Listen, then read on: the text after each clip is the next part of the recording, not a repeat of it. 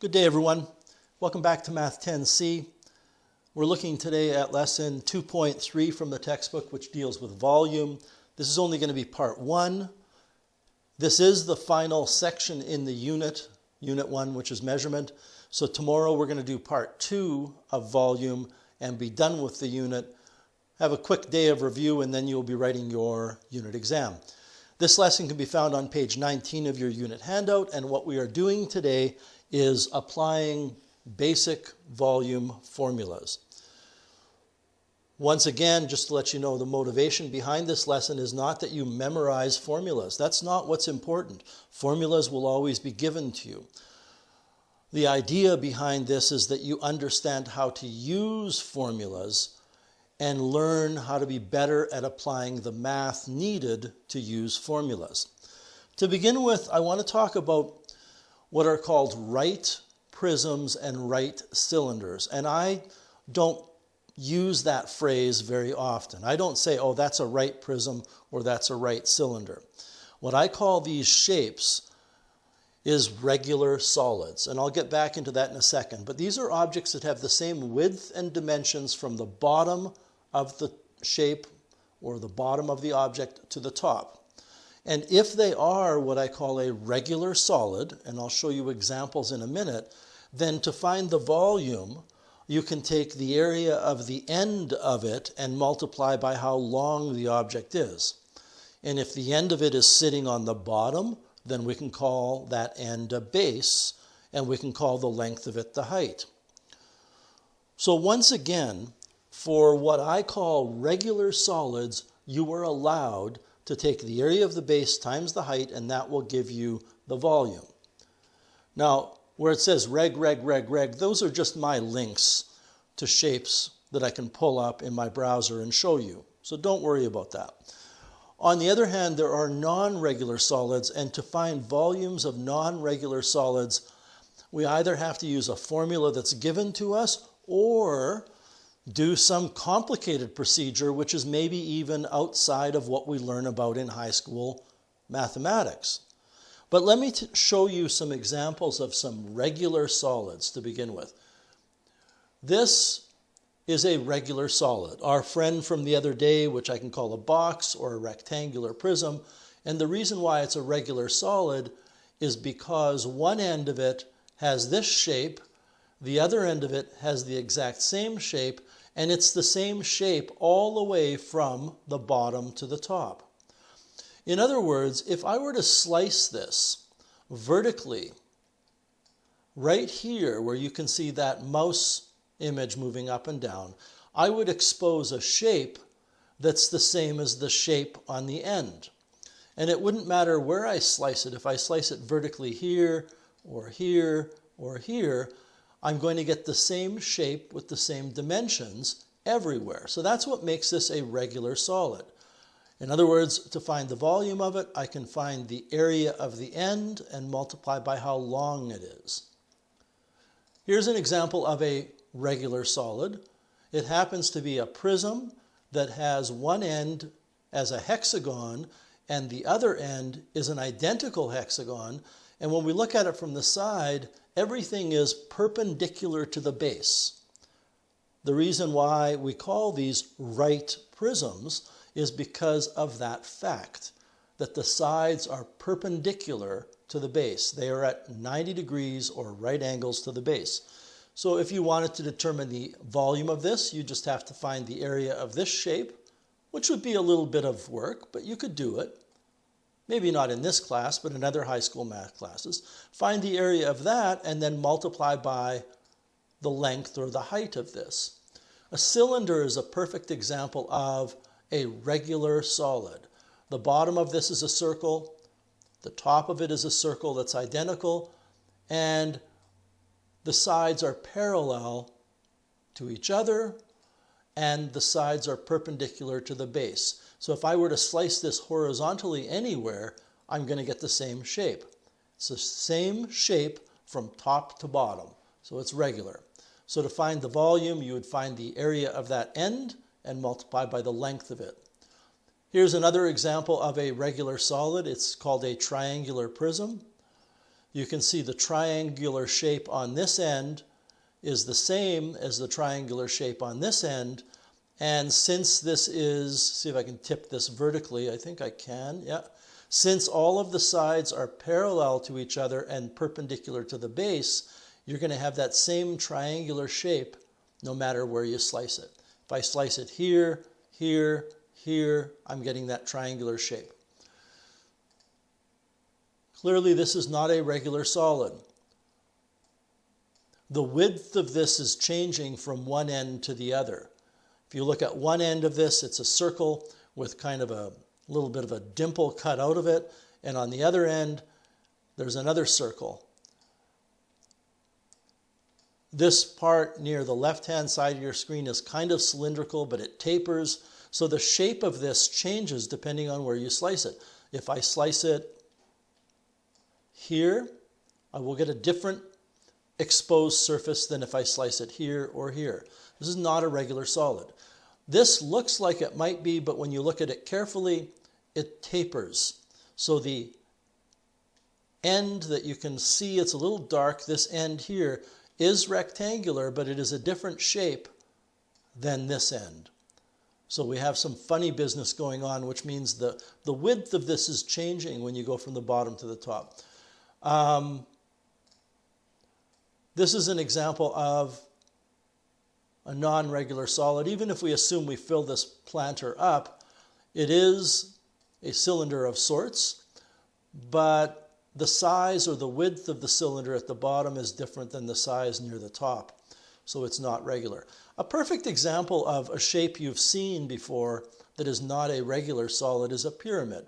The shape on the base is a rectangle, and the shape of any cross-section as you move up will be a rectangle, except that the rectangle as you move up will get smaller until it reaches a point at the very top. This idea that we have here is something that you need to be able to apply to solve problems. And we're going to apply it in the very first example. The very first example gives us a cylinder. And it says, what is the volume of the cylinder? And I've drawn one there. And you should know that a cylinder is a regular solid. It has a circular shape on the bottom. And that circular shape is the same size as we move from the bottom to the top, which means that to find the volume here, I can take the area of the base or the area of the top and multiply by the height. Well, what is the base or the top? Well, it's a circle, and the area of this end, whether you call it the top or the base, it doesn't matter, we can flip it over, is pi times the radius squared. And that means that we can calculate this volume by taking pi r squared times h. And what's interesting here is we've used that general idea of area of the base times the height to come up with a specific formula for the volume of a cylinder. If you were to look at your formula sheet, on the left-hand side of your formula sheet, where it says cylinder, we have the formula for surface area from the previous lessons, and then we also have a formula for volume. It's pi r squared times h. By the way, if you look at the bottom of the screen here, it says the volume of a regular solid is the area of the base times the length. I've told you it's the area of the base times the height. Well, who cares what you call that dimension? Whether you call this dimension here a height or a length doesn't matter. On what you're looking at on the screen, it's called the height. What you're looking at on the formula sheet, they're calling it the length. It doesn't really matter. So now we can answer the question. Be careful here because the diameter is 5 centimeters. But that means that we need to do a little bit of a calculation. It's a minor one. The radius will be 2.5 centimeters. The radius is 1/2 times the diameter. The rest of this problem is taking candy from a baby. The volume equals pi times the radius of 2.5. Don't forget to square that radius. I could put in centimeters, but quite frankly, well, you know what? I am going to put in centimeters to make a point. 2.5 centimeters in brackets, we say quantity squared. And what that means is we're going to square 2.5 centimeters, all of it. We're not just going to square the 2.5, we're going to square the centimeters.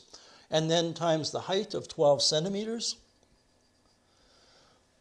So there's two things going on here. One of them is I have to take this pi and multiply by 2.5 and multiply by 12 to get a numerical answer. Let's see what happens here.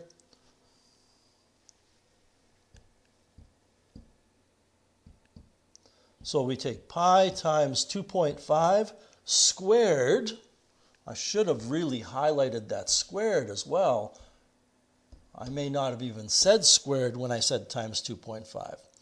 We need to take pi times 2.5 squared times 12. I think I forgot to say squared. So 2.5, and then we square it, times 12. So this is what we're getting for the numerical part of the volume, 235.6.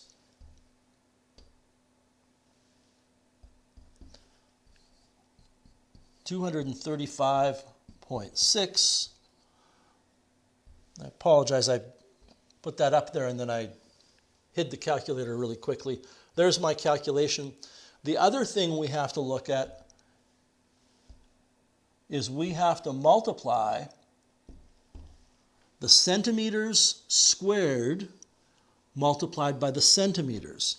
So centimeters squared, we haven't really studied exponents yet, but centimeters squared gives us square centimeters times centimeters, which are centimeters to the 1.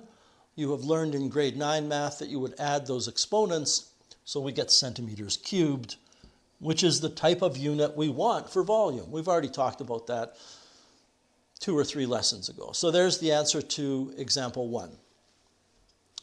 Example 2, find the volume of the solid shown. Well, this is a regular solid. One end of it is triangular in shape. We can take the area of the base times the height or the length or whatever you want to call it. The height is this h, and the area of the base is a triangle. So the volume will be equal to the area of the triangular base multiplied by the height. Well, to find the area of that triangle, some people may need to turn this shape over. I mean, if I take this shape and move it somewhere else, and I turn it upside down and look at it from a really skewed angle, you can see that that triangular end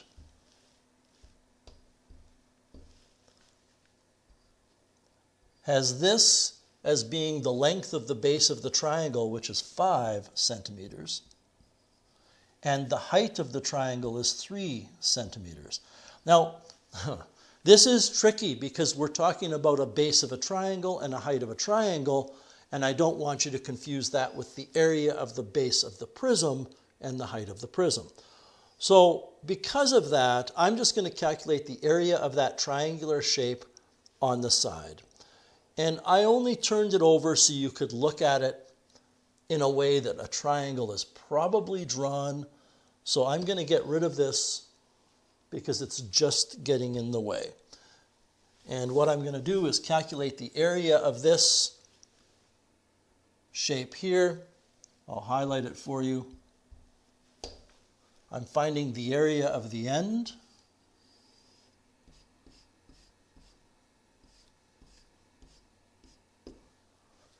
And that will be this.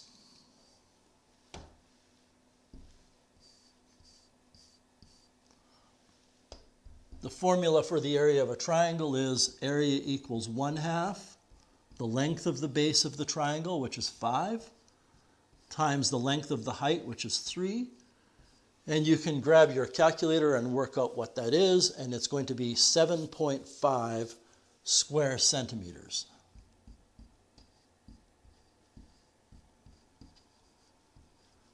the area of that triangle.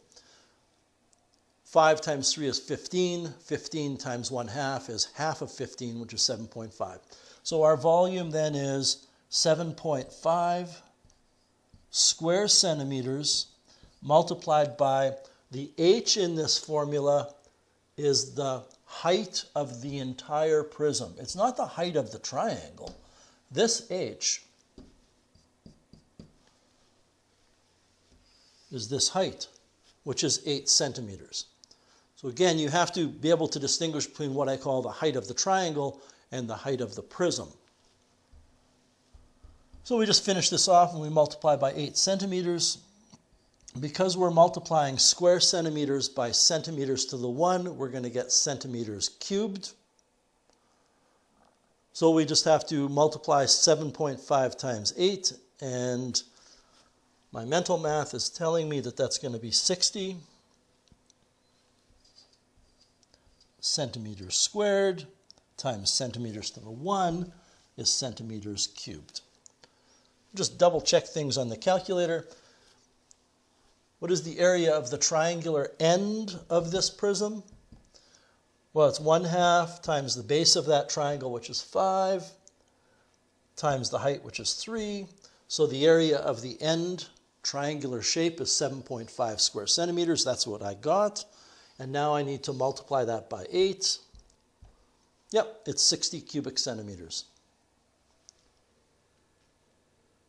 Let's take a look at other solid objects. So here are some other formulas. A sphere. A sphere is clearly not a regular solid, and we have a special formula. The volume of a sphere is 4/3, or 4 divided by 3, multiplied by pi, multiplied by the radius of the sphere cubed. A right cone, a cone in other words, we don't use non-right cones in high school. Turns out the volume is 1/3 pi r squared multiplied by the height. And a regular pyramid, more specifically a rectangular pyramid, the volume is 1/3 times L times W times H. And these are all on your formula sheet. But I want to point something out to you. That if you take a look at what I'm going to highlight in the volume formula for a cone, that's the area of the base of the cone. And if you look at what I'm going to highlight here, that's the area of the base of the pyramid. The base of the cone is a circle, and the circle's area is pi r squared. The base of that pyramid is a rectangle, and the area of a rectangle is length times width. And it turns out that whenever you have a tapered object that tapers from the base uniformly up to the points at the top, the volume for these tapered objects will be 1/3 times the area of the base times the height. So if it's a regular solid, the volume is the area of the base times the height. If it's a tapered solid, the area is 1/3 of that, it turns out. So let's take a look at a couple more examples. Find each volume. We want the volume of the cone. It's not a difficult problem. It's inside of the cylinder, so I guess we could find the area of the base multiplied by the height to get the volume of the cylinder, and then remember that I just said it's 1/3 is great. However, when we take a look at your formula sheet, you can see the volume formula is given there for you, where it says cone, it says volume equals 1/3 pi r squared h. Okay. It's just using a formula. Volume equals 1/3 pi times r squared times h. R is 2.5 centimeters. H is 12 centimeters. So we put the numbers in. 1/3 times pi times the radius 2.5. I'm going to put the units in again. Squared and the squared goes outside of the brackets. This part that I have written here needs to be written that way. If you ever write the following,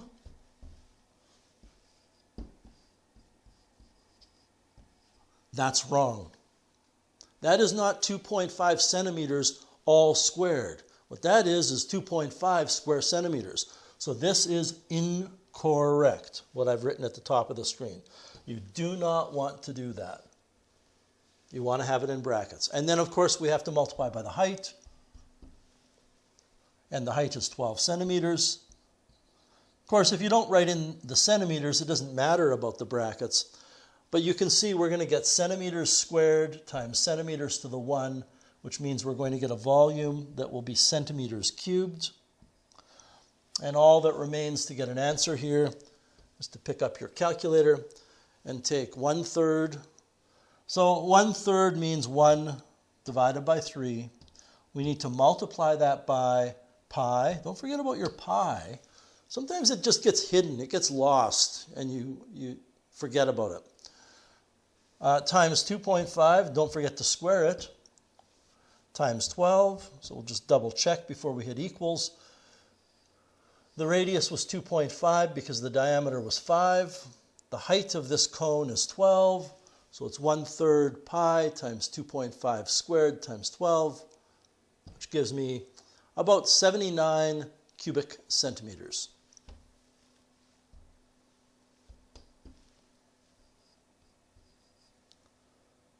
Students, particularly in grade 10, will often ask, well, how many decimal places should we round it to? If it were that important on an exam, you would be told. So it's your decision here. You could round to 79. You could write 78.5.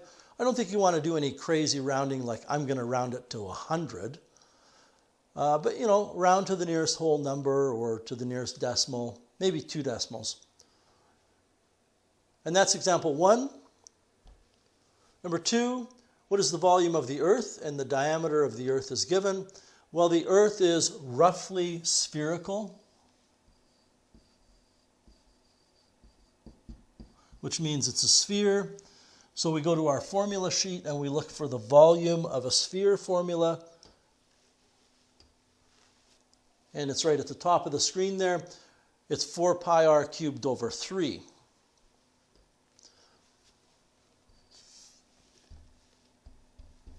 Four pi r cubed over 3. Now you have to be adaptable in high school math. You have to understand that 4 pi r cubed over 3 is the same as saying 4/3 times pi r cubed. These are the same thing. And very often I will write the bottom formula, although on your formula sheet it's written in a slightly different way. You do need to find the radius by taking the diameter divided by 2. So that's going to be 12,756 kilometers divided by 2.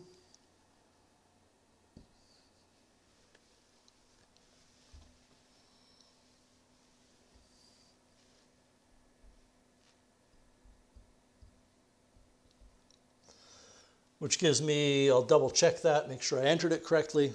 Looks okay. 6378 kilometers.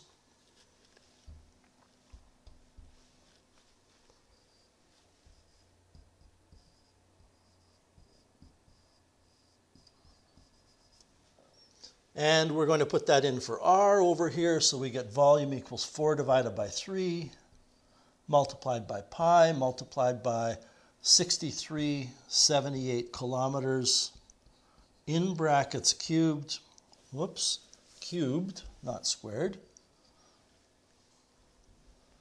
Because of that kilometers in brackets being cubed, our volume will be kilometers cubed. A cubic kilometer is a volume of space that's a kilometer long, a kilometer wide, and a kilometer tall. It's a big box that's a kilometer on each edge.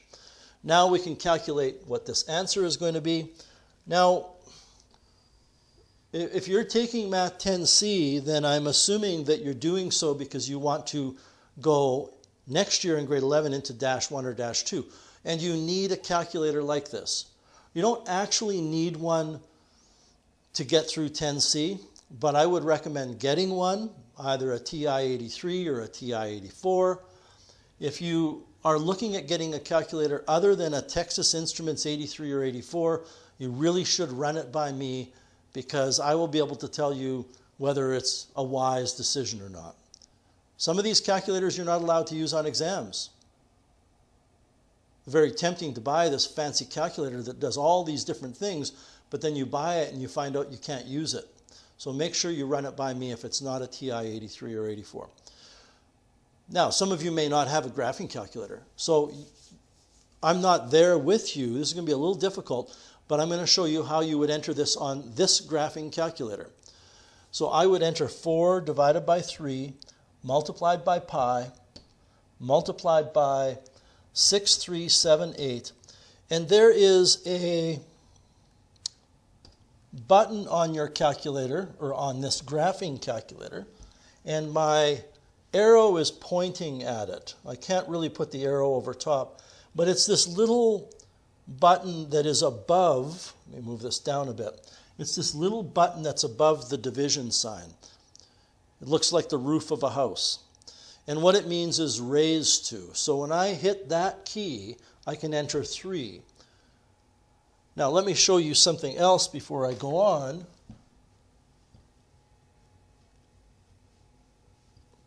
I'm going to grab another calculator, and I'm going to change the settings on this calculator. Don't worry about what's going on here. I just want to pull up a different calculator with slightly different settings. If I, on this calculator now, go 4 divided by 3 times pi, and I hit raise to, it actually bumps the cursor up there, and it looks like, whoops, I didn't want to cube the pi. Let me do that again. If I take 4 divided by 3 times pi times, is it 6378, and I hit raise to, then it looks like what it should look like in terms of what we wrote down. There's a reason why I prefer the settings on the calculator on the right. But I'm just demonstrating to you that depending on the setting mode your calculator is in, it might look different. If I hit equals for the one on the left, I get that, and the one on the right, I get the same number. So the answer to this question is this huge, huge volume. It's 1.09. I will round it to that decimal place. 1.09. And that E we've talked about before. It means multiplied by 10 raised to the 12. In other words, if you take this number up here, 1.0867819293, and you move that decimal place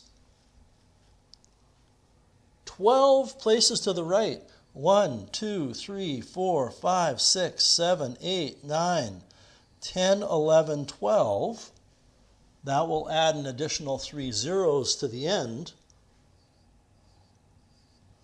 That number is 1.09 times 10 to the 12, which is, I mean, not that it really matters, but it is, oh my goodness, those are millions, those are billions. It's 1,087,781,293,000 cubic kilometers is the volume of the Earth. Let's find the volume of this pyramid. Well, if you do go to your formula sheet and you look for the formula for the volume of a pyramid, you're told it's 1/3 the area of the base times the height. That's not what I told you in your notes. What I told you in your notes was the volume of this type of pyramid is 1/3 times length times width times height. But this is the area of the base, because the base is a rectangle.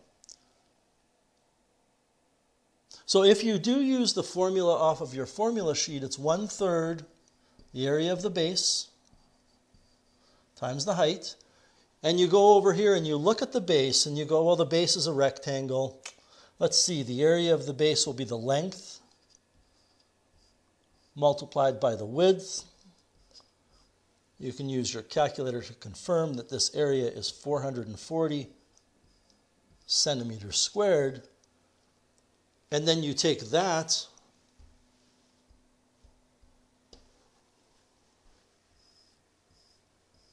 and you put it in here.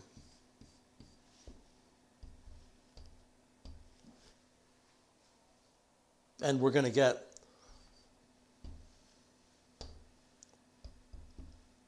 volume equals 1/3 times that 440 multiplied by the height. Well, you're told the height, it's right there. It's 28 centimeters. And you're going to get a volume. If you use this formula at the top of the screen, you're going to have 1/3 times the length, which is 22, times the height, which is 20, times the width, which is 20, times the height, which is 28. Grab your calculator and convince yourself that regardless of which one you do, whether you do volume equals this on the right or volume equals this over on the left, you will get the same answer. 1/3 means 1 divided by 3 times 440 times 28. If I take the area of the base times the height approach, that's what I get. If I take the 1/3 times the area of the base times the height. If I take 1/3 times the length times the width times the height, well, I get the same answer. It doesn't matter which formula you use. So it's about 4102 cubic centimeters.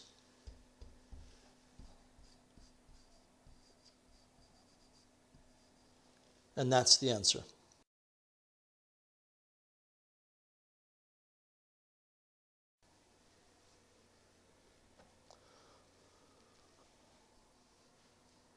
Two large greenhouses at the Mattart Conservatory have square bases. They measure 26 meters on each side.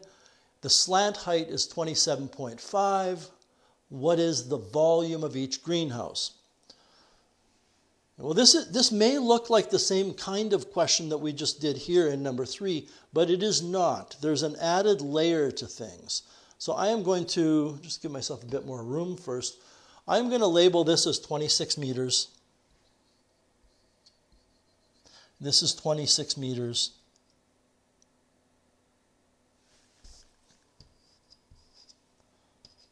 And I'm going to indicate what the slant height is as well. The slant height, of course, is the distance from the peak to the middle of one of the sides on the base. And I am going to choose to draw it from the peak to the middle here. And that line that I've drawn is meeting the base edge at 90 degrees. I'm going to draw in the 90-degree angle here, but then I'm going to erase it because it might just get in the way. Now, I might leave it. So this is meeting that edge at 90 degrees, but the angle is skewed. So how do we find the volume? Well, let's write this out. Let's write out the formula for the volume. The volume is 1/3 times, I'm going to go with area of the base this time, times the height. The area of the base, that's easy. Area of the base, it's a square. It will be 26 times 26. I'm embarrassed to admit I don't know what 26 times 26 is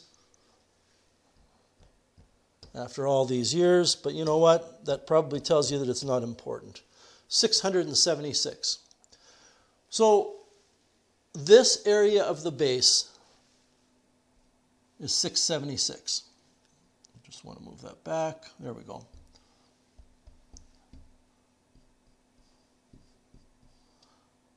Meters squared. And that's going to go down here.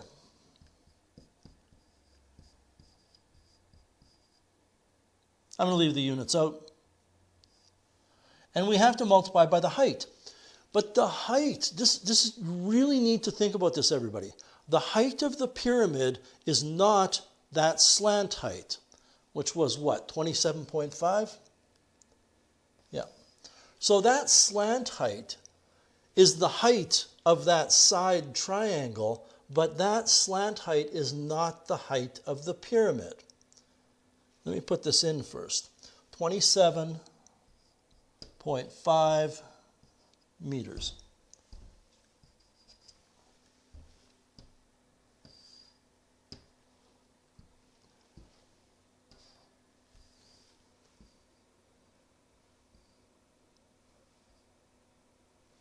That's that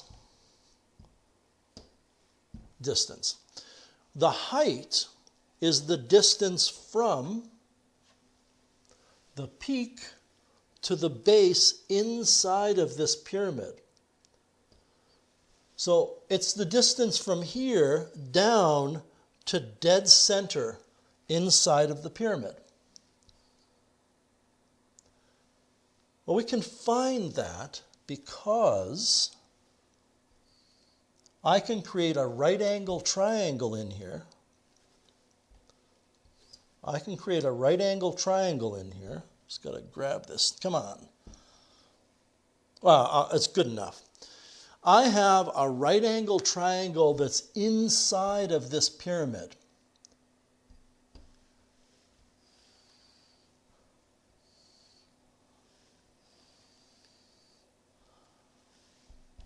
And the height of the pyramid is this leg of the triangle. I know in that right angle triangle, there's the 90-degree angle. I know in that right angle triangle the hypotenuse, and I also know that this is 13 meters. And the reason is that distance is half of this distance. Because that height drops down to dead center of that square base, that has to be 13. So what we can do now, and I know that you can't remove the picture if it is in your note package, but you can feel free to write wherever you like, is we can use the Pythagorean theorem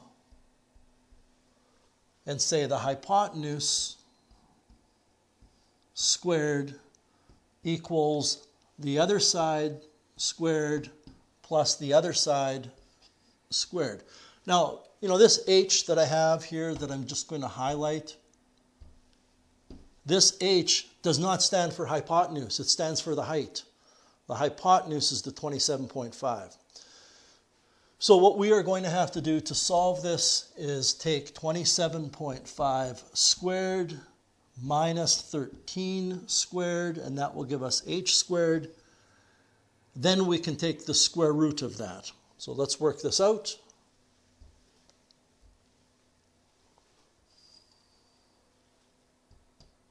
Hypotenuse squared minus that other leg squared. That can't be right. Oh, I missed my decimals in the wrong spot. 27.5 squared minus 13 squared. There we go. Equals this. Now I have to take the square root of that answer, which gives me 24.23. So the height of the pyramid is 24.23.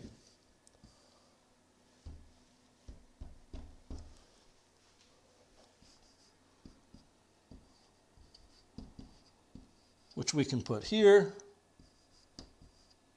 and get an answer to the question. I was a little distracted there because I wanted to point out to you that if you do not have a graphing calculator, don't just blindly follow along without doing this on a calculator. Get a calculator, borrow one if you have to, and make sure you know how to get these numbers on whatever calculator you have. You can't just be complacent and go, oh, I'll figure it out later. Figure it out now. All right, speaking of calculators, it's time to use one. There's my height, so I need to take 1 divided by 3. I need to multiply by the 676, which is the area of the base, and I need to multiply as well by my height. So it's 1/3 times the area of the base times the height, and we're getting 5460. We'll round it to 5461 cubic meters.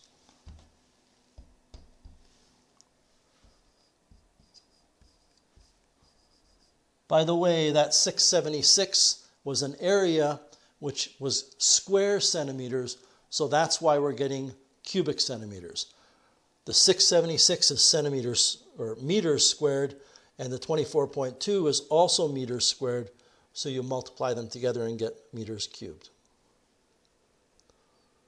Find the volume of the sculpture shown. This is not that difficult. I think this is the final example. The volume will be the volume of a sphere,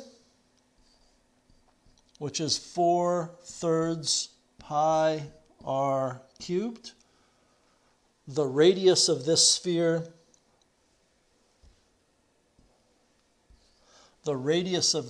will be half of 36, which is 18 centimeters.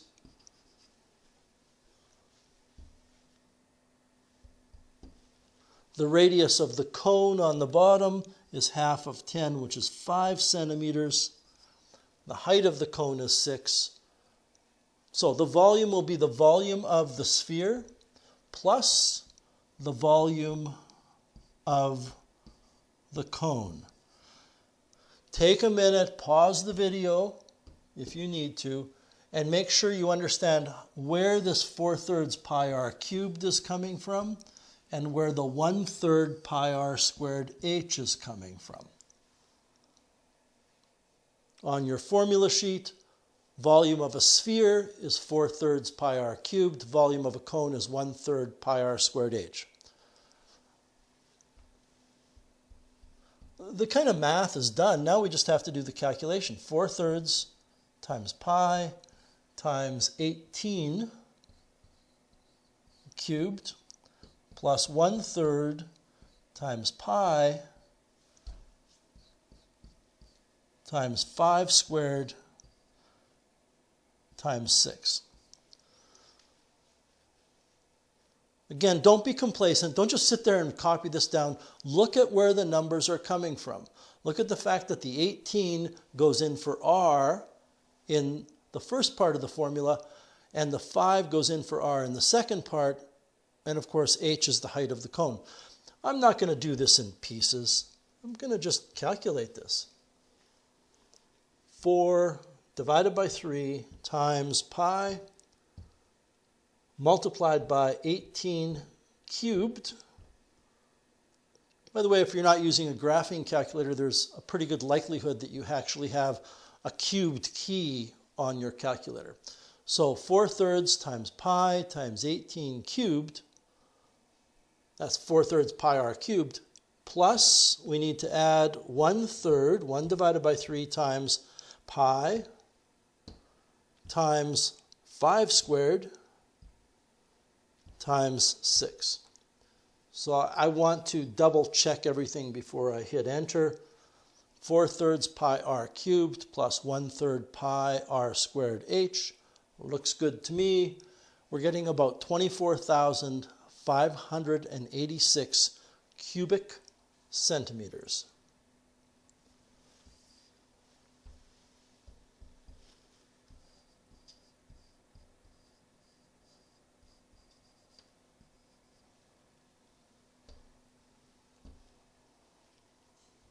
And I think that is all she wrote for this lesson. Practice assignment contains problems 1 to 3 on page 86. I'm pretty sure that those questions contain A, B, C, D, etc. So You have a number of problems dealing with volume that you need to be good at. The way I've structured this course is once you have done this lesson and the final lesson, you will be given an assignment for the unit, and you will also be given another quiz. The first quiz was on conversion. This second quiz will be on calculating volume and area for three-dimensional objects. Anyway, I hope that made sense. Have a great rest of the day. We'll talk to you soon.